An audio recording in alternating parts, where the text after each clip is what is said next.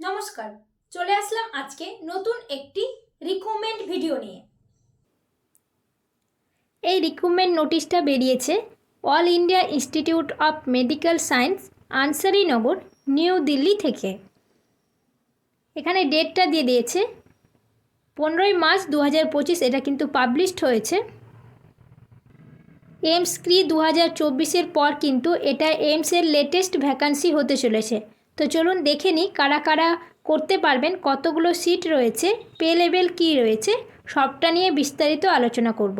তার আগে বলে দিই, যারা আমার চ্যানেলে নতুন অবশ্যই নিত্য নতুন রিক্রুটমেন্ট নোটিশ পেতে চ্যানেলটিকে সাবস্ক্রাইব করে দিন। চলুন ভিডিওটি শুরু করা যাক। এইমস নিউ দিল্লি 2025 লেটেস্ট কিছু ভ্যাকান্সি কিন্তু বেরিয়েছে।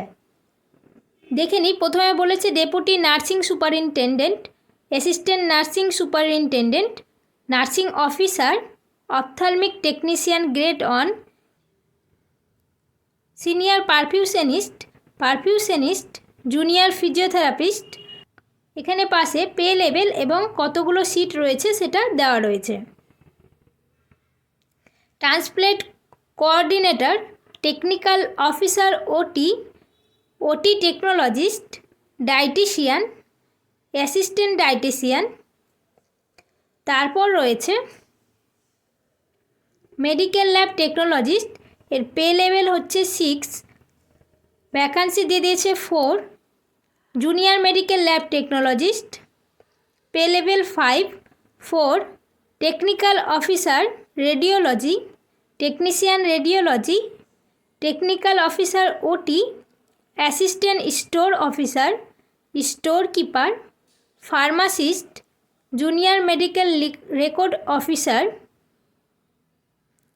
Assistant account officer, junior account officer, senior administrative assistant, junior administrative assistant.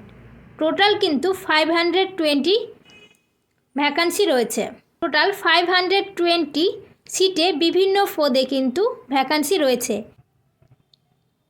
25 ধরনের পোস্টে কিন্তু ভ্যাকান্সি রয়েছে।